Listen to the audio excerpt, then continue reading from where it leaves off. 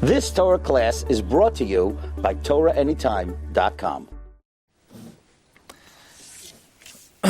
Okay, welcome everyone. Parshas Beha'aloscha.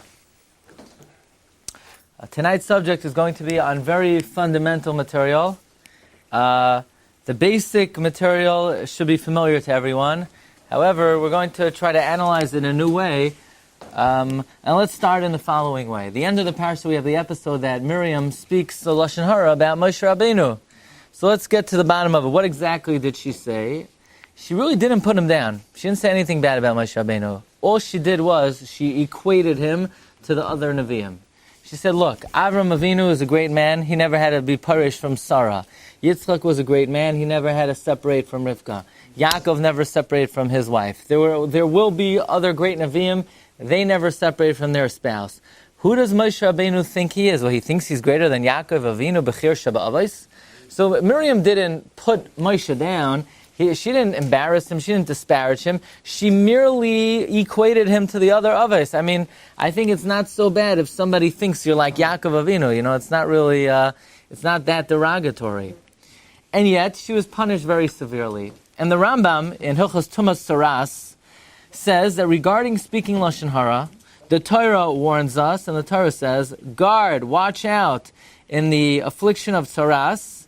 Remember what the Rebbeinu Shalom did to Miriam. And the Rambam says, you know, there are so many mitigating factors that really the Rebbeinu Shalom should not really have punished Miriam that severely. Number one, she was older than him. You know, she's talking about her younger brother. Number two, she raised him. We know that after Basia found him floating in the Nile, Miriam was the one who cared for Moshe. She risked her life to save him. Obviously, she really cared about him, and if she said anything, it was for his benefit. Number four, says the Rambam, V'hiloi dibra begnusoi. She didn't speak about his deficiency. Ela ta'as shehishvas oisei l'shar neviim. She merely made a mistake, equating him to the other prophets. She didn't realize the supremacy, the greatness of Moshe Rabbeinu. That Moshe, in fact, was greater than Avram, Yitzchak, and Yaakov. That Moshe was greater than all the Nevi'im. And besides that, the Rambam says Moshe didn't bother him. He wasn't hurt. He wasn't insulted, because the very next pasuk is Va'ish Moshe Anav Ma'od Mikol Adam. Says the Rambam, Kal V'chomer. If you talk about somebody with no good intention, just to badmouth them, just to undermine them, just to speak derogatorily about them, Kal V'chomer. Says the Rambam, if you do so, you're a Rasha. The Rambam says you're a Tippish, and you're following in the ways of the wicked. Okay, so the Rambam makes the Kal V'chomer. Listen to the Kal V'chomer. If Miriam, who barely did anything wrong, was punished so severely, al achas kama v'kama, when we speak Lashon Hara, how severe it is.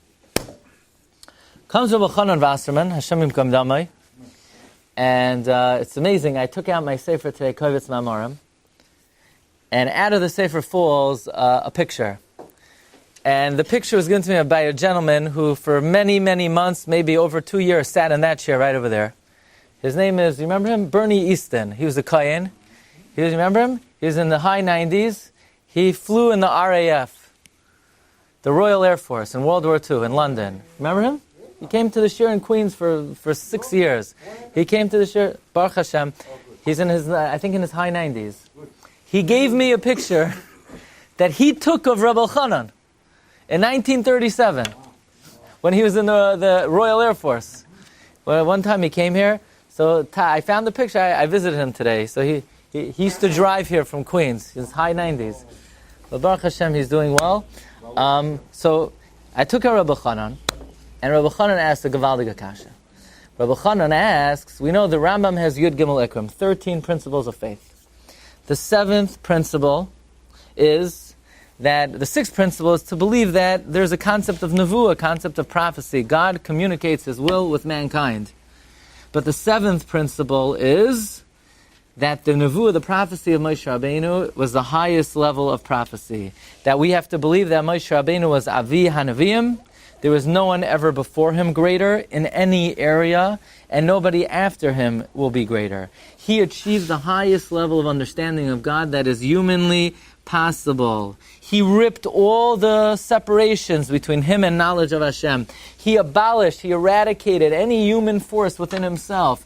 Desire, Hesoira, any human force was eradicated. Moshe Rabbeinu elevated himself to the status of Malach. And this is one of the Yesodei Emunah. In other words, if somebody were to believe that Moshe Rabbeinu was a good Navi, like Yeshua, and like Yeshaya, and like Yechezkel, and like Yirmiyah, what are they? If somebody believes that Moshe Rabbeinu is equal to the other Nevi'im, what would we call such a person? A kofer, an apikoros. He picks up the bottle of wine, it's yayin nesach. There's not bechlal amisecha, yeah? If somebody were to have such a belief that Moshe is equal to Shar Nevi'im, they would be a kofer. They would be somebody who is denying one of the Yud Gimel Ikrim. So, frekt Rabbi Chanan Wasserman, how could the Rambam make a kal v'chomer from Miriam, that if Miriam, who barely did anything wrong, she loved her brother, she risked her life for her brother, she hardly said anything wrong about her brother, if she was punished, alachas kama v'kama, if we speak Lashon, we're going to be punished. Frekt Rabbi Chanan, what's the kal v'chomer? Miriam did something much, much, much worse than Lashon Hara. You know what she did? Apikarsus. She didn't believe of the greatness of Moshe Rabbeinu. She equated Moshe Rabbeinu to the other Nevi'im. So you can't make a kal v'chomer from Moshe. Miriam did something much more severe than Lashon Hara. Miriam violated one of the 13 tenets of Judaism, asked Rabbi Chanan. How could the Rambam make a kal v'chomer from Miriam? Miriam didn't just speak Lashon Hara. Miriam violated one of the big 13. More than that, asked Rabbi Chanan. Are you telling me chas v'shalom Miriam was yatsa miklal amisecha? That Miriam was a chas v'shalom, but we can't even say so. But it seems that Miriam is violating one of the 13 principles of faith. Was she not purest chas v'shalom? I mean, if she thought Moshe was equal to Shar Nevi'im, then according to the Rambam, she didn't believe in the basics of Judaism. That's the Rabbi Chanan's kasha. And for Rabbi Chanan, an amazing idea.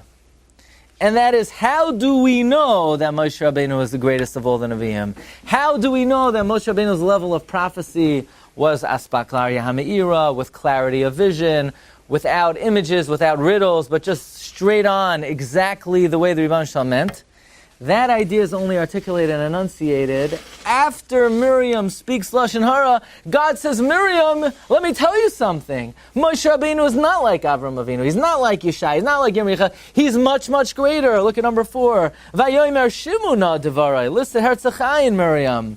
Im yeh neviachem Hashem. If you'll be a prophet, Ba'mara elav esvada. I'll appear to you in a vision. B'chaloi ma'adaber. I'll speak to you in a dream. Loi chen avdi Moshe, but not so Moshe Rabbeinu. Pe'al pe'adaber. I speak to him personally. V'loi b'chida. It's not with a riddle. Smilas Hashem yabed. He sees me directly. Umadu alo yeresem l'daber ba'avdi b'Moshe. Why are you not afraid to speak about Moshe Rabbeinu? Says Rabbi Chanan, when Miriam spoke about Lashon Hara, this Iker had not yet been articulated in the Torah. It was not a major violation to think that Moshe Rabbeinu was equal to Shar Nevi'im, because nowhere in the Torah did it say that Moshe Rabbeinu was far, far surpassed the other Nevi'im. It's at this point in time that Rebbeinu Shem is educating Miriam and educating Klal Yisrael through the Torah, that in fact Moshe Rabbeinu's level of Nevuah is on a much, much higher level. Now, if someone were to do what Miriam did, they would be an apikoros. But at the time that Miriam did it, she was not speaking apikoros because it was not yet one of the Yud Gimel Ikarei Emunah. Which, by the way, is a very big chiddush. Because I would have thought that we already knew that Moshe Rabbeinu's level of Nevuah was peh el peh. After all, the Rambam says that our emunah in the Torah came from the fact that on Har Sinai, Klal Yisrael saw HaKadosh Baruch Hu communicate to Moshe Rabbeinu peh el peh. That's the whole strength of the Torah. But nevertheless, apparently, that yet it wasn't clear that one was required to believe that Moshe Rabbeinu reached a level of Nevuah higher than anyone else. It only was articulated at this point in time. So the topic I would like to speak about tonight is a topic that everybody knows about and nobody knows anything about it. Everybody knows the Rambam wrote Yud Gimel Ikrei Emunah. Yeah? In fact, many people, they come into shul, and I don't know what in the world people are doing, but when it comes to Shemona Esrei, people are not starting Shemona Esrei with the tzibur. So let me explain something to you. First, Tama Halacha. The reason you come to shul is for one thing, basically, to start Shemona Esrei with a minyan. Meaning, if you don't start Shemona Esrei with a minyan, you did not daven with a minyan. You know, most Jews like to pride themselves. Yeah, I daven in shul. The mitzvah is not davening in shul. That's the mind. The mitzvah is davening with the minyan. The definition of davening with a minyan, according to the Mishnah Berurah, is starting Shemona Esrei with the minyan, which means you need to do whatever it takes to start Shemona Esrei with the minyan. So people come in. I'm not talking about people who talk, they'll get much more schar if they snore in bed the whole morning. I'm talking about people that come to shul, and they open up the siddur, and they say Yigdal. Who told you to say Yigdal? Because you did it in kindergarten? You still do everything you did in kindergarten? It says in Shulchan Aruch to say Yigdal. It says it in Mishnah Berurah. It says it in Kitzur Shulchan Aruch, in Kaf HaChaim, and Aruch HaSh. You show me the sefer. The answer is, Yigdal is beautiful as long as you're going to start Shemona Esrei with the tzibur, you're going to say every word of Psukei de Zimra and Brachos Kriya Shema. If this is going to delay you, by the way, the Arizal B'chlal never said Yigdal. Arizal said not to say it. It's a big machlokes where it comes from. That's not the subject of the issue. The point is that people are busy saying things in the siddur because they're in the siddur. Not everything in the siddur you have to say or should you say. You have to say Brachos HaShachar, you have to say Psukei de Zimra, and you have to say Brachos Kriya Shema. But the reason I'm talking about Yigdal is a hymn, is a psalm of the Yud Gimel Ikrei Emunah. Who wrote the Yud Gimel Ikrei Emunah? The Rambam. Where did the Rambam write this? The Rambam never wrote words Ani Mamin Be'emunah Shalema. Ani Mamin Be'emunah Shalem. Who wrote those words? Not the Rambam. I don't know. I'm not sure who wrote it. The Ani Mamins are basically a summary of the Rambam's Yud Gimel Ikrei Emunah. Now, where did the Rambam write the Ikrei Emunah? In his Hakdama to Parak Chelek in Masechta Sanhedrin in the Parshas Mishnayos.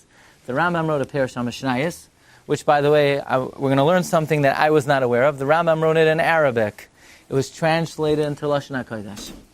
The Rambam wrote extensively of what the Yud Gimel Ikrei Emunah are. In the Siddur, they summarized them in one line. But the Rambam did not write in one line. The Rambam wrote it in bigger paragraphs. I remember many years ago in camp, Rav David Cohen gave a shiur on Yud Gimel Ikrei Emunah. But be it as it may, the Ani Mamins are just like a popular version of the Yud Gimel Ikrei Emunah. What are they? So the Rambam says, look at number 6. Number 1, to believe Hashem created the world and He guides everything. Number 2, God is one. Number 3, God has no body. No physicality is applicable to HaKadosh Baruch Hu. Number 4, God is first and God is last. God is eternal. Number 5, pray to God. Don't pray to dead people. Don't pray to rabbis. Pray to God. People have a hard time with that one. Okay. Number 6, there's something called prophecy. Number 7, Moshe Rabbeinu was the greatest prophet. Number 8, the Torah we have today was given to Moshe Rabbeinu on Har Sinai. Number 9, there will never be another Torah. Number 10, God knows what you're thinking. He knows what you're looking. He even knows what you're Googling. You hear this, Chiddush? God knows what you're Googling. Okay? And by the way, so does your phone. It's not even your phone knows. You think, what? Right? So does Obama. If Obama knew, then Rebbe Shalom for sure knew. What? No, I know that. But he still knows. I'm aware of who the President of the United States is. But he's still looking, But Putin knows, all these people, they know what you're Googling, okay? Fine. The Rebbe Shalom knows what you're thinking. He rewards and He punishes. Mashiach is coming, which includes 2 things. That there is a concept of Mashiach, and you need to wait for Mashiach. And finally, there's a concept of Tchias HaMesim. These are called the Yud Gimel Ikrim. We all know this. Some people say it after davening. What are the Yud Gimel Ikrim? That's what we have to analyze tonight. What in the world are they? 13 what? Principles? 13 important things. What makes something an Ikr as opposed to other things? I have a question. You've been in the shul. I've been here long enough, right? If you were to ask, what is the most important mitzvah in the Torah? Learning Torah. How come it's not on the list? What's the second most important mitzvah in the Torah? Chesed. Also not on the list. I have a question. If you believe that you're pre-programmed, I once gave a shiur, and I said, everybody knows that a person has the right to choose whether they're going to do right or wrong. A guy was arguing with me. He said, no, it's not true. Hashem controls everything. Whether you do a mitzvah, Hashem created you that way. Do an avera. So unfortunately, this person, Baruch Hashem, after the shiur, he was no longer an apikairas. Right? But if somebody doesn't believe that a person has free choice, they're a kaifer. It's not on the Yud Gimel Ikrim. So what is the criteria by which the Rambam selected these 13?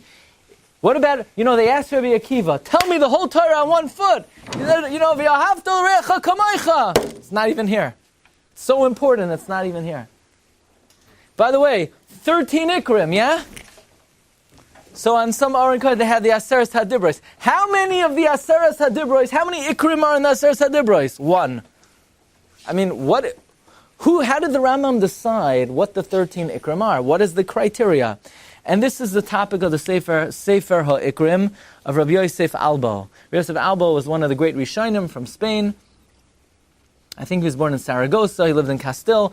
And he questions, what is the definition, what does the Ikr mean? By what criteria did the Rambam select 13 Ikrim? So he says at first, Ikr probably means, let's say you have a tree. What's the Ikr of the tree? That which everything else stands on, that which everything else is dependent on, meaning everything depends on it, and it doesn't depend on that. So in other words, the branches of the tree depend on the roots don't depend on the branches. So maybe or like the Gemara says, some things have an Iker in the Torah, Iker Midairaisa, some things are not Iker Midairaisa. Well, says the Sefer HaIkrim, in his opinion, we have to assume that the word Iker is taken literally. Iker means those concepts that everything else in Yiddishkeit depend on, and these concepts don't depend on anything else. Meaning, what are the concepts without which you could not have a Torah? For example, let's say tefillin. What's the halach if somebody says, I'm going to keep all 612 mitzvahs except for tefillin? What are they? They're a heretic. They're a kaifer. What if a person says, I will keep the whole Torah, but shatnez I can't handle. I must wear Yugo Boss laden with shatnez. That's my thing. I feel really good wearing shatnez. So what's the person? He's a kaifer. If a person says about one letter of the Torah, I believe in the whole Torah, except for one crown on one of the letters, I think Moshe Rabbeinu added for flair. He's a kaifer be'ikr. So what makes something an ikr? It must be. Ikr means without it, you couldn't even have a Torah. Lamashal. Tzitzis. Avada, if somebody doesn't believe in tzitzis, he's a kaifer. But Torah is possible. The concept of Torah is possible without tzitzis. You could have a Torah without having tzitzis. Hashem happened to give us tzitzis, and if you don't believe in it, you're not b'kairas. But the concept of Torah is possible without tzitzis. But the concept of Torah is not possible without a God. So therefore, Metzios Hashem is an ikr, because you can't have Torah's Elokis without a God. Number 2, you can't have Torah's Elokis without prophecy. If there's no such thing as prophecy, if God does not communicate with human beings, you also can't have a Torah. Because how do we know what Hashem wants? Also, if Moshe Rabbeinu is not the greatest prophet who ever lived, you can't have a Torah. Because if you're going to say Moshe is equal to all the other prophets, what's stopping some Shlomiel from coming along 500 years later and saying, by the way, Hashem changed his mind? So belief that Moshe Rabbeinu is the greatest prophet is an ikr because you can't have Torah without it. God knows what we do is an ikr because you can't have a checks and balances and a reward and punishment without God's knowledge. But says the Sefer Ikrim, if the definition of ikr is those ideas and those concepts that everything else is predicated on, and you could not have Torah without it, there are a lot of questions you could ask on the Rambam. So I broke up these Sefer Ikrim into little user-friendly bite-sized pieces because he's very marach. So if you look in Ois Beis, says the Sefer Ikrim, if the definition of ikr are those concepts that everything else is predicated on, why would the Rambam say that one of the Yud Gimel Ikrim is that you can't believe God has arms? Right? You can't believe God has physicality. Why? You can't have Torah? Let's say, chas v'shalom, somebody believed that God had physical properties. You could still have a Torah. This God, who the person mistakenly thought had physicality, gave us a Torah. Why would you include Hagshama, God's physicality? If the definition of Ikr is without which you couldn't have Torah's Elokus, why include the principle that God is not physical? Why include the principle that God is one? And let's say you thought God is 3.5. They're 3.5. You could have a Torah. Why couldn't you have a Torah? You're right. It's apikarsus and it's wrong. We're not arguing that the idea is not true. But if you're trying to understand by which criteria did the Rambam select the Ikrim, it does not seem to be those concepts upon which everything in Judaism is based. Because why is everything in Judaism based on the fact that God is one and has no parts? Another question asked the Sefer Ikrim in Ois Gimel. Why does the Rambam include only worship God? No, I don't want to worship God. I want to go to a Rebbe and I want to pray to my Rebbe. So fine. So if you pray to a human being, you might be an apikoros, but you could still have a Torah. The Torah is would not dissipate just because somebody worships an entity other than the Ribono Shel Olam. Why would the Rambam include the principle of Shahu levadai roi l'spal ve'ein lezulasei roi l'spalel? I could still have a Torah. I know there's a divine. He gave us a Torah, and that Torah includes the information of Hashem once, and there's reward and punishment. Elamai, the person made a mistake, and he worships another entity as an intermediary. Fine, it's wrong, but what makes that an Iker? Look in Ois Daled. Why include Tchias HaMesim? Tchias HaMesim, in other words, you couldn't have a Torah without Tchias HaMesim. The Torah that we have would be a different Torah without the belief in Tchias HaMesim. Why include the concept of Tchias HaMesim? Again, you have to listen carefully. If the definition of Iker is that these are principles without which Toras Elokis is not possible, there are many Ikarim that the Rambam included that would seem to go against this rule. One, the God's unity, that God is not physical, Tchias HaMesim. Therefore, says the Sefer Ikrim, perhaps you'll say the definition of Iker is not concepts upon which everything else rests, but these are just 13 important beliefs.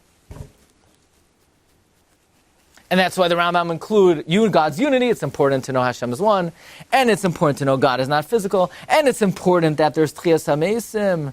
Well then, says the Sefer Ikrim, there are many other beliefs that the Rambam should have included. Why didn't the Rambam include that when Klal Yisrael keeps the Torah, God dwells among them, and when we don't keep the Torah, God leaves us? Isn't that an important principle to believe in? Why wouldn't the Rambam include, and this is the $1 million question of the night, the Rambam seems to have excluded the most important emunah in the Torah. You know what that is? Brias ha'olam yesh me'ayin. That God created the world ex nihilo. Something out of nothing. You know, it's not one of the Yud Gimel Ikrim. Where in the Yud Gimel Ikrim does it say that there was no original matter until God created the whole world yesh me'ayin? Why is that? It says God created the world, but where does it say that the original building block of material, the yesh, was created me'ayin? Why doesn't the Rambam say that? The truth is that the Rambam in the Moreh Nevuchim says, Brias ha'olam yesh me'ayin is the most important yisoid in Kol HaTorah Kula. It's not in the Yud Gimel Ikrim. Says the Sefer HaIkrim, why didn't the Rambam include belief that Hashem took us out of Mitzrayim? That seems to be very important. We only do about every single mitzvah we do is to remember God took us out of Mitzrayim. You make Kiddush Friday night, Zecher Tziyus Tzitzis, Zecher Tziyus Tefillin, Zecher Tziyus Mezuzah, Zecher Tziyus Shema, Zecher Tziyus Mitzrayim, Sukkah, Zecher Tziyus Mitzrayim, Matzah, Zecher Tziyus Mitzrayim. I mean, it sounds like it's a pretty important thing to remember God took us out of Mitzrayim. So why isn't it one of the Ikrim? Elamai will go back and say, Ikr means that which everything else is predicated on. Well, says the Sefer Ikrim in Ois Vav, then why didn't the Rambam list what he writes in Hilchos Tshuva? The Rambam says, permission is granted to everybody to do mitzvahs, to do masim tovim, or not to do it. A person has free choice Wednesday night to come, to be kaina olam haba, or to blow it. That's the bottom line.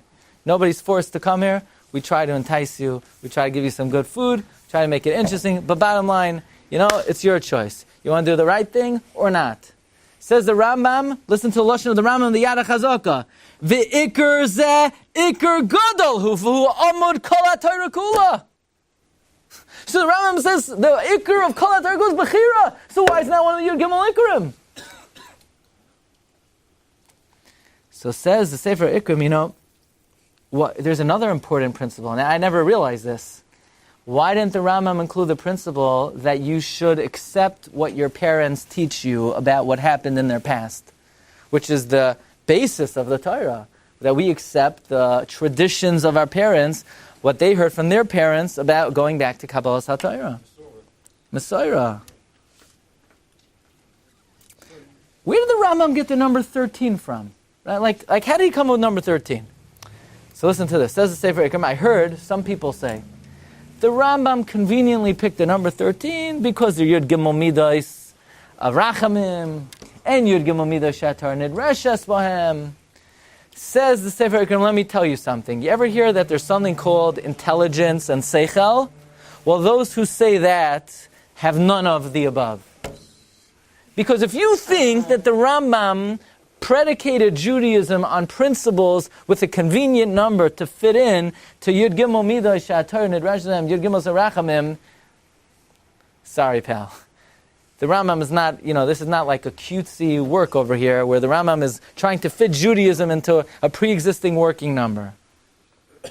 And therefore the Sefer Ikram sort of throws up his head and he says, we really don't have any guidance of what is the definition of an Ikar and what's not. Throughout Shas, you could go through the entire Talmud Bava Yerushalmi, you will not find any discussion of Ikarei Emunah. It's not there. Comes the Heilige Sefer HaIkrim, and therefore he says, in my humble opinion, the Rambam is absolutely incorrect. There are not Yud Gimel Ikrei Emunah. You know how many Ikrei Emunah there are? 3. And Ikr means ideas upon which everything else is based. And you know what the 3 Ikarei HaEmunah are? Number 1, Metzias HaBoirei, that there's a God. Number 2, Torah min hashamayim, that God revealed His will to mankind. And number 3, reward and punishment. He knows what you're thinking. He knows what you're looking at. He knows what you're thinking about. He knows why you're doing what you're doing, why you're thinking what you're thinking. He sees into your heart, more than your heart. He sees into your kidneys. He understands why your heart is inclined the way it is. He sees into your liver. He knows what is motivating your kidneys to advise your heart to think certain thoughts. These are the 3 principles of faith. There's a God. He communicated His will to man. And there's reward and punishment. Everything else is just an offshoot of these principles. An offshoot of that there is, Metzias HaBoirei is, and who is the Boirei? The Boirei is one. He has no Hagshama, he has no physicality, he's eternal. Worship Him alone. A offshoot of Torah min hashamayim is God communicates to Nevi'im. Moshe Rabbeinu was the greatest Navi. God will never give us another Torah. The Torah will never change. And part of reward and punishment is, perforce God knows what you're thinking. He knows what you're doing. There's reward and punishment.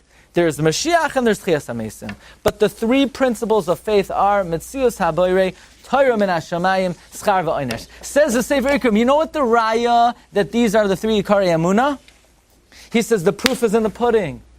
On the most tenuous and dangerous day of the year, namely Rosh Hashanah, when our lives are on the line, Chazal want us to master the 3 principles upon which the whole Torah stands, and therefore they wrote 3 special brachos to integrate into our souls these principles, so that if we integrate these ideas, we will get a good judgment.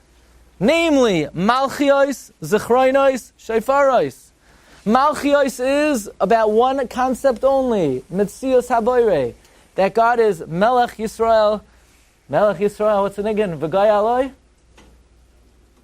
Melech Yisrael, yeah? Al-kei nekavel l'cha Hashem l'keinu liris meher b'sever zecha l'sakei no'ilim al-koshakai. Metzius HaBoirei. Baruch, help me out. Atah Hashem. Melech. I'm going on, yeah? Malchios. That Metzius HaBoirei. Shaifaris. Okay, Shaifaris. Says the Sefer Ikram, many people think that Shaifaris is about what? Akedas Yitzchak. Shaifaris has absolutely nothing to do with Akedas Yitzchak. In fact, we don't even mention Akedas Yitzchak in Shofaros. We mention it in Zechronos. Shofaros is about one concept and one concept only. Ata Niglesa Behar Kodshecha. You revealed yourself at Maimon Har Sinai, and you gave L'lamed Amcha Torah Mitzvahs. God revealed himself in an unprecedented way. Koilos, Brachim, Lapidim. Why is it called Shofaros, says Akedah? Says the Ikrim. Because we had lightning before, we had fire before, but there was never the sound of a shofar so powerful ever in the history. And therefore the hallmark characteristic of Kabbalah Satar was shofaros. If you have kavanah by shofaros and you integrate and incorporate the emunah in Torah min hashamayim, you're going to have a good judgment. Zechroinos, ata zoicher, masay olam, ufoiked, kol yitzurei kedem. The Rebbeinu Shalom knows every act that was ever done, every thought that was ever done, any inclination that was ever done. That's Zechroinos, that the Rebbeinu Shalom remembers everything. Chazal understood that in the Yom Adin, when everything's on the line, you got to stick to the meat and potatoes. Forget all the zachin and get the main thing down. Get down that there's a God. Get down that He knows what you're thinking. And get down that He gave us a Torah. I'm going to tell you a very personal thing. I'll tell you about myself. I was preparing the shiur, and it hit me. You want to hear what it hit me? Mamash Chidush. That Hashem knows what I'm thinking. It's Mamash Chidush. So what do you mean? Every Jew knows that. Every Jew knows it over here. But you know what? I felt it a little bit more, and I chapped the pachad. Rabbi Yisrael Salanter would say the distance between the head and the heart is the greatest distance in the world. We know everything's up here. The question is it over here? That's why you have to constantly learn. And you have to learn Dvarim Pshutim. You have to learn that Hashem knows what you're thinking, so that maybe one day you're going to wake up and say, Oy vay, meaning when I'm davening Shemona Esrei, if my mind wanders, Rebbeinu Shalom knows that I'm not being mechaven. Oy vay. That's a very important idea. Of course we know Hashem knows what we're thinking. But do we know it? Do we feel it? Is it coursing through our blood? The Rebbeinu Shalom knows what we're doing, what we're thinking. Says the Sefer Ikrim, if on Rosh Hashanah a person is mamin be'emunah shalema, that there's metzios haboirei, and there's Torah min hashamayim, and there's schar va'oinesh, look at number 9, then Yeshaya Hanovi and Chazal vouchsafe for us, you're going to have a wonderful judgment. It's a pasuk in Yeshaya. Look at number 9. The pasuk says, Ki Hashem shoiftenu, Hashem mechaykekenu, Hashem malkeinu, hu yoshienu. God's our judge, God's our lawgiver, God's our king, He will save us. Says the Sefer Ikrim, this is the makar of Malchiyos Zechronos v'Shofaros. God is our judge, meaning He rewards us, He punishes us. If you believe God is our judge, it's a zechus for Yeshua on the Yom Adin. Hashem mechaykekenu, God is our lawgiver. If you believe God revealed Himself in Har Sinai and gave us the Torah, that's a zechus on the Yom Adin. Hashem malkeinu, if you believe He's our king, the Metzias Haboirei, that is a zechus for Yeshua. If you incorporate these 3 ideas, Hu Yoshienu, He's going to save us. And therefore Chazal instituted that the 3 main ideas that we think about on the Yom Adin, Malchiyos Zechronos Shofaros. Yeah? So that means the Sefer Ikrim basically dismisses the Rambam, argues on the Rambam, and says there are only 3 Ikrim. But based on the Rambam's understanding of Ikr, he doesn't understand which things the Rambam included, which things the Rambam excluded. And then he says, you know what, maybe the Rambam agrees to me. That be'etzem there are really 3 Ikarim. But all the ideas that the Rambam added are the sort of the offshoots of the 3 main ideas. Meaning like this. Maybe the Rambam really agrees there are 3 Ikarim, Metzias Hashem, Torah min hashamayim, and Schar va'oinesh. So the Rambam starts off, Ani mamim shalema, that there's a boirei, which is the first Ikar. From that Ikar, the is mista'if, spreads out 4 more ideas which are part of the first Ikar. That what? That Hashem is one, that Hashem doesn't have a guf, that Hashem is eternal, that Hashem alone is worthy to worship, Then the Rambam enunciates the second ikr, which is Torah min hashamayim, and part of that is prophecy, the prophecy of Moshe Rabbeinu, the Torah will never change, and there will never be a new Torah. And then the Rambam enunciates reward and punishment, v'hamista'if. So the ikrim is just including the three principles upon which everything else stands, and the Rambam also includes the ideas that emanate from these three ikrim. And says the Sefer Ikrim, that would explain why the Rambam does not include creation ex nihilo, creation yesh me'ayin, because that does not emerge from any of the three main ikrim. And maybe that's why the Rambam doesn't count Bechira, because it's a separate idea. It does not emerge from these three ideas. But one thing we see from the Sefer HaIkrim, that he gripped the Rambam literally, that these are 13 principles of faith, and he could not wrap his head around why the Rambam picked certain things and omitted other things. Comes Abarbanel, and the Abarbanel says the Sefer Ikrim made a big mistake. The Abarbanel wrote a Sefer on the Yud Gimel Ikrim called Rosh Amana. And the Abarbanel says, let me tell you something. Torah is not like math or science. Let's say you're learning science, so Regent season, and you say, you know what? I'm a Kabbalah everything. I just don't believe there's something called mitochondria. I accept there's a cell, and there's a cytoplasm and a nucleus. I don't accept. Okay, so you're mammon in 99%, and one thing you're a kaifer in. But when it comes to Torah, if you select any one concept in the Torah and say, you know, I don't accept that, you're out. I mean, kol ha-Torah kula, you're already an apikaris. There's no difference between you. Somebody says the whole Torah is made up, and if someone who says one letter in the Torah is added are equal. So says Abarbanel, can you say one thing is more important than another thing? What would that even mean? The Rambam himself writes, there is no difference between the pasuk of Anochi Hashem Lekecha, Shema Yisrael Hashem Lekeinu Hashem Echad, Ubnei Kush Mitzrayim. It means the Rambam is saying every pasuk in the Torah has equal value. Every thought and idea in the Torah is equally important. Even though Rabbi said there are certain mitzvahs that are more general, nevertheless, if somebody says, you know, I'm not mekabel a certain mitzvah, they're out. And therefore the Abarbanel says that the Sefer Ikrim, as well as Rabbeinu Chazdoi Kraskas, who is the Rebbe of the Sefer Ikrim, they misunderstood the Rambam. You know what the Rambam really means?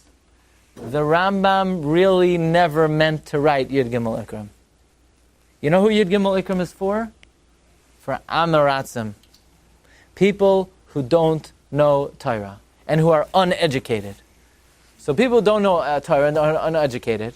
So what do we tell them to do? Hey, you know, they don't know anything. So we say, Yigdal Elokim Chai v'yishtabach nimsa v'yenes. But a guy who knows, Epis Abyssal knows, you come into shul and you daven the davening. Not what they said and sang in kindergarten. The Rambam wrote a Yigdal. He's talking to people who don't know nothing. They don't know Torah. They don't know mitzvahs. They can't read a pasuk in Chumash. They can't read Mishnayos. So the Rambam wrote in Arabic 13 principles of faith, basically for people who cannot get encompass Kol HaTorah Kula. So he gave them 13 important ideas. Why these ideas? The Rambam felt these were ideas that people were lax in. These were ideas that people needed to be mechazik in. But no way did the Rambam mean that these in any way are more important than any other part of the Torah. The Rambam made them ikarim to people who think they're ikarim, but they're not really ikarim be'emes, says Abarbanel. And the proof is, and this is something I didn't know, says Abarbanel, that the Rambam wrote his Perush HaMishnayos when he was a young man. He wrote the Moreh Nevuchim later. The Perush HaMishnayos he wrote for simple people, who all they do is, they learn Mishnayos, they go through Mishnayos. So the Rambam wrote in Arabic for people who are unlearned, here are the basics of Judaism.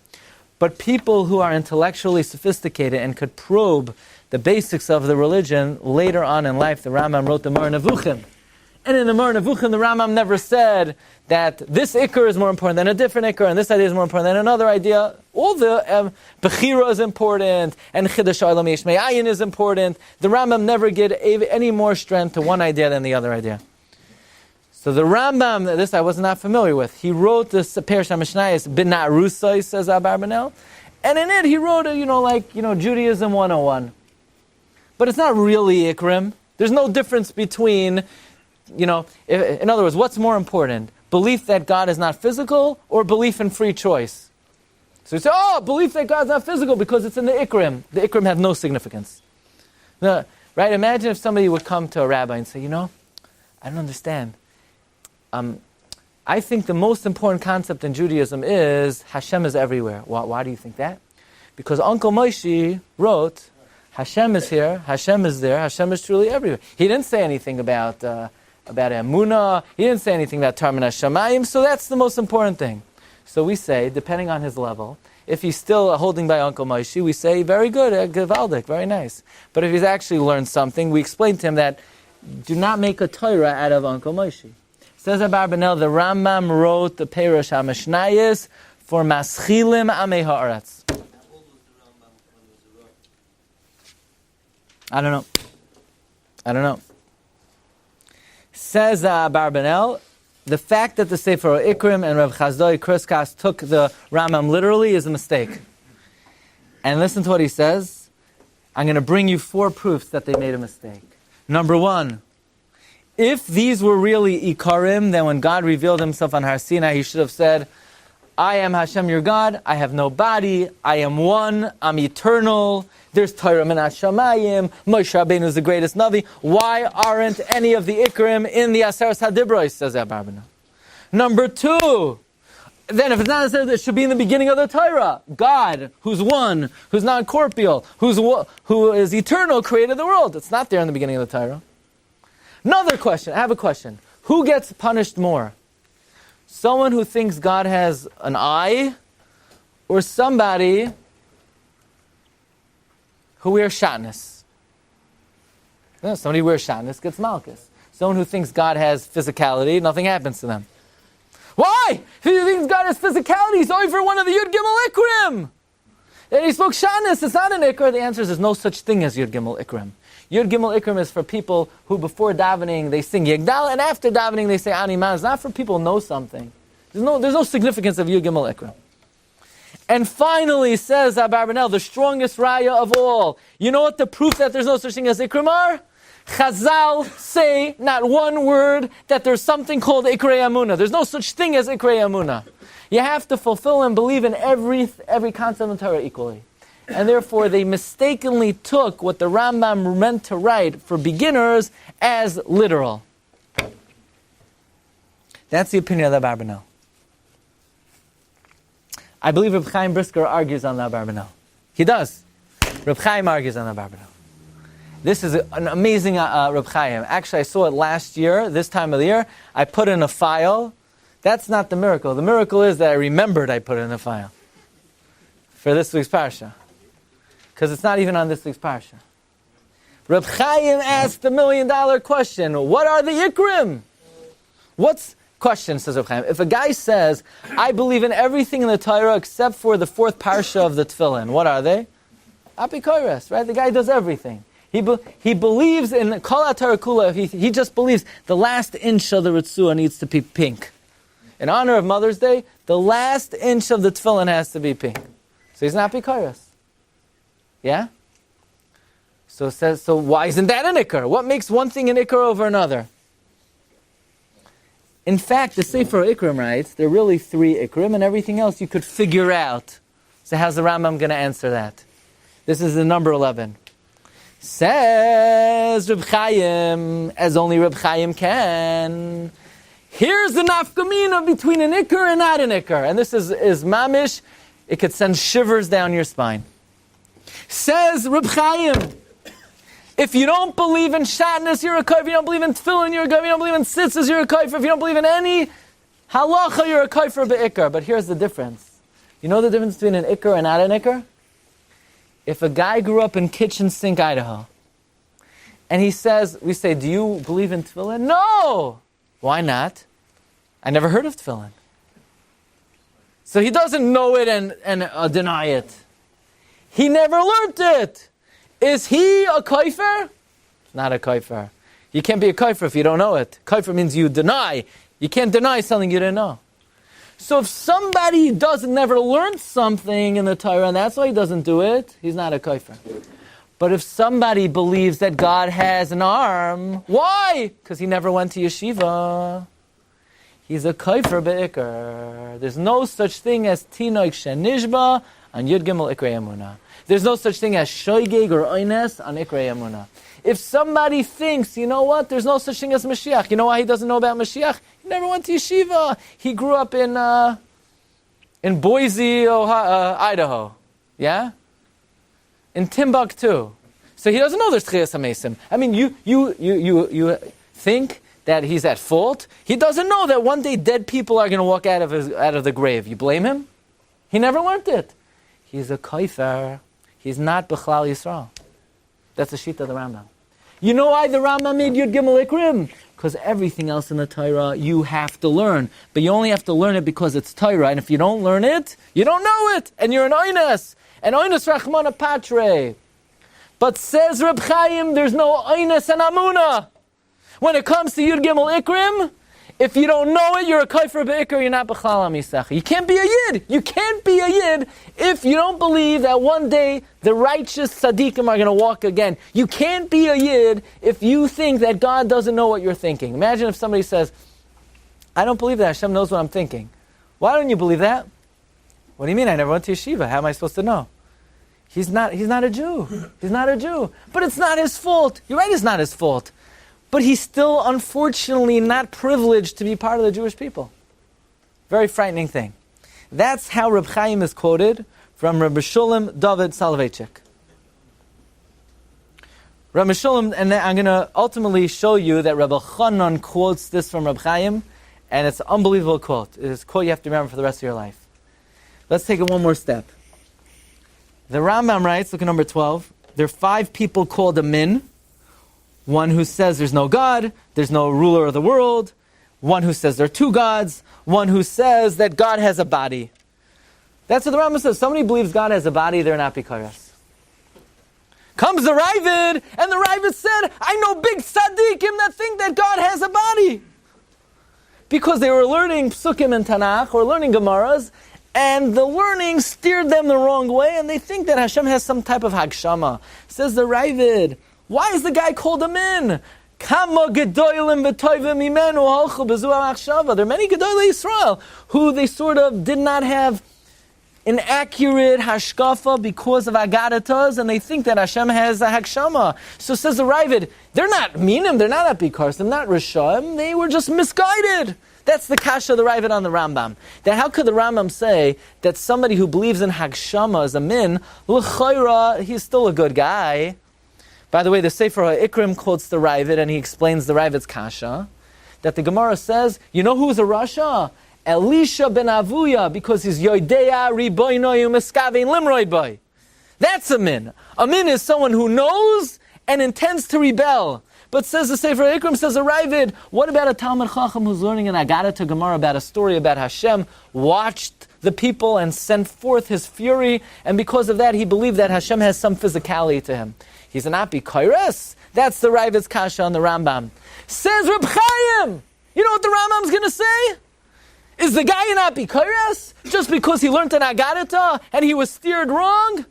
Yes, he's an apikairos. He's not a Jew? No, he's not a Jew. But it's not his fault. It is his fault. It doesn't matter if it's not his fault. To be a Yid, you must believe in these 13 Ikrim. You must master them, you must know them, and if by accident, to no fault of your own, you're misguided in them, you're not bikaras. If you're misguided in tefillin, let's say you say, I think when the Torah said to put tefillin on the left arm, that's talking to people who are very strong in the right arm, but I'm a muscle builder, so to me I could put it on both. So the guy's not bikaras. But he's not, because he never learned any better. But if a guy is misguided in Yud Gimel Ikrei Amuna, even though it's not his fault, it's not my fault. My Rebbe never told me one thing about Yud Gimel. I learned in yeshiva 20 years. I learned every Reb Chaim, every Ktsois, and every Nesivus. I never learned Yud Gimel Ikrei Amuna, so I'm not an apikar. He's still an apikar. You have to know the Yud Gimel Ikrim, you have to know it correctly. And now listen to Reb Chaim. Comes Reb Chanan, and he says, let me tell you the words that Reb Chaim said. You may have heard these words.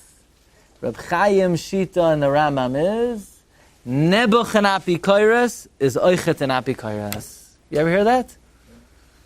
My Rabbi used to say that a lot. Nebuch and Apikoros is Oichet and Apikoros. You say, what do you mean it's not their fault? They're Tinag Shenishba. Don't just throw, no. Who told you to throw around that statement? Tinag Shenishba. It's misguided. It's misused. Tinag Shenishba is if someone doesn't keep Shabbos, they could be a Tinag Shenishba. But if somebody says, I don't believe in Techiyat Hamitim. Why don't you believe in it? It's an ancient Hebraic belief. And why did they say that? Because Nebuch, they never went to a Jewish school. They were never educated. Unfortunately, it is very painful for us to say they are Einon B'chlal Amisecha. Tinag Shenishba is only mitzvah observance, not emunah. There's no Tinag Shenishba and emunah. So here's the big question. And there's a question Rabbi Chanan asks. And there's a question the Sefer HaIkrim asks. Because there's a Gemara in Sanhedrin on Daf Tzadi Tes. It quotes the opinion of Rav Hillel. You know what Rav Hillel says? Rav Hillel says, Ein Mashiach li Yisrael. There's no such thing as Mashiach. Yeah? There's no such thing as Mashiach. And the Gemara says, the Gemara says here, Rav Hillel was wrong. God should forgive Rav Hillel. God should forgive him. He made a mistake. Based on his interpretation of the Psukim, Rav Hillel interpreted that Mashiach already could have come b'mei Chizkiah, and it didn't come. So wait a second. According to the Rambam, belief in Mashiach is one of Yud Gimel Ikrim. What would the Rambam say about Rav Hillel? Nothing good. So then why are we calling him Rav Hillel? Why is he in the Gemara? Why are we saying his name? You see, Bishlam, according to the Ravid would say if someone is misguided based on their learning, that's not an apikoros. But according to the Rambam, Nebuch an apikoros is oichet an apikoros. If unfortunately a person's an apikoros, they're still an apikoros. What would they say about Rav Hillel? So just throw out, Rav Chanan says a very interesting idea. Now when it comes to what the Rambam says, that if somebody believes God has a physical form based on the way they interpreted the Psukim, God's physicality is so fundamental that even if they were misled based on their learning, they're not b'chlal hamisecha. Their mind should have been strong enough not to be misguided by their learning. But the concept of Mashiach is not as fundamental, and therefore if someone is misguided based on their learning or based on their tradition, maybe they're not an apikoros then. Okay, let's end off with the following. You ready? Grand finale. The $1 million question is the Rambam seems to have left out the most important ikar. What's the most important ikar? Chidush ha'olam yesh me'ayin, brias ha'olam yesh me'ayin, brias ha'olam ex nihilo. Why is creation of the world something out of nothing? Why is that not one of the Yud Gimel Ikarei Emunah? This is a question that the Abarbanel struggles with in the Sefer Rosh Hashanah, and he says something that's kemat begeder ruach hakodesh, and I'll tell you why. Because he was proven to be correct. The Abarbanel says the Rambam did mention creation of the world out of nothing. Where? So most people would say in number 1, right? In number 4. How in number 4? Because what's number 4? An imamim be'amunah shalema. Shahabara Yisbar Shemai, Hu Rishain, that God was first and He was last. What does it mean God is first? Before who? Before me, before you, before your parents, before your Abbeim, before your grandparents, before Moshe Rabbeinu, before Adam Arishain. Is that all the Rambam means? No. Before the world, is that all the Rambam means? No. Before what the world is made out of. Before the rock. Before what the rock is made out of. Before the cell, before the atom. Meaning, if we say that God is first, that perforce means He came before the original matter. So then, if God was there before the original matter, that encompasses the concept God created the original matter. Says the Abarbanel, in his humble opinion, the main belief, which the Rambam omitted according to the Sefer HaIkrim, which is Brias Ha'olam Yesh Me'ayin, is included in the 4th Ikar. Why do I say it's Ruach HaKodesh? Because in the last 50 years, they found the original manuscript of the Yud Gimel Ikrim of the Rambam in Arabic. And in the original manuscript, by the fourth Ikr, in the Rambam's own handwriting, the Rambam wrote, included in the fourth Ikr is Priyas Ha'olam Yesh Me'ayin. And in the edition of the Parshas Mishnah, Rabbi Yosef Kapach, he prints the words of the Rambam in number 20 on your sheet, exactly what the Abarbanel says. Rabbi Yosef Kapach incorporated the Rambam's own amendation into the words of the Rambam. If you look at number 20 on the fourth line, V'zeh ha'yesod ravi hu shemoira ma shenemar ma'oin elokei kedem that ki yesod ha'gadosh dos Moshe Rabbeinu hu hayes ha'olam mechudash. In other words, that the Rebbeinu Shalom preceded everything and he brought into existence the original matter. So it comes out there is a very vast machlokes in understanding Yud Gimel Ikrim of the Rambam. You have the Abarbanel, who really gives no significance at all to the Yud Gimel Ikrim. It's basically Judaism 101 for people who don't know nothing. So we'll say, sing Yigdal, say the Ani Mamins, Ani Mamin. Afterwards we could have a Kumzis, we could sing all the Yud Gimel Ikrim together, even though according to Abarbanel, get going, crack open the Gemara and really learn something. According to Abarbanel, it's not really that fundamental. But the Sefer Ikrim took the Rambam literally. And that's how Reb Chaim understands the Rambam, that the Rambam means to categorize ideas as Ikrim. And of what significance is an Ikr? The significance of an Ikr is that which is not an Ikr. If you're a shoygig on, you're taka shoygig. You're excused. They're mitigating circumstances. When it comes to the Yud Gimel Ikrim, even though it's no fault of your own, there's no excuse. So you'll say that's not fair. So Rabbi Chanan says, I'll explain to you why it is fair. Because when it comes to the tenets of Judaism, it does not require any intellectual sophistication. It does not require faith. It's elementary common sense, says Rabbi Chanan. If you walk in the desert and you see in the desert 2 letters written in the sand, A, B. So you have 2 options. The wind blew those letters that way, or someone was there and wrote it. And if you're a betting man and you have $10,000 on you, would you bet all your money that someone wrote it? Or would you say, you know what, it's always possible that the wind blew 2 letters perfectly written.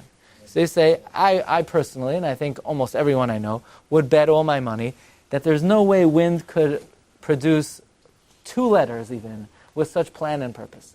And you look at the human body, where there's more information on one DNA than in all the books, in all the libraries in the world. You hear this? On one strand of DNA, there is more info than not 2 letters, than all the books in this room in every library in the world. So what are the chances that... So that, obviously, the concept of that there's a creator is, there's no alternative.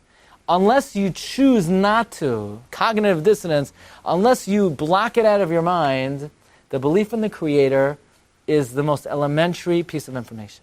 And once there's a creator, so he gave us instructions. Otherwise, why did he put us here? Those instructions are the Torah.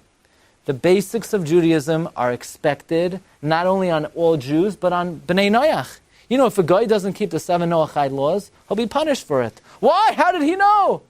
The guy grew up, in the South, or he grew up somewhere, he grew up in China. He's an atheist. Why will he be punished for the Sheva Mitzvahs Bnei Noach? The answer is, first of all, there's TorahAnytime.com. But besides that, it's elementary. It's elementary. It's common sense. The basics of Judaism are mandatory because Rebbeinu Shalom instilled us with common sense.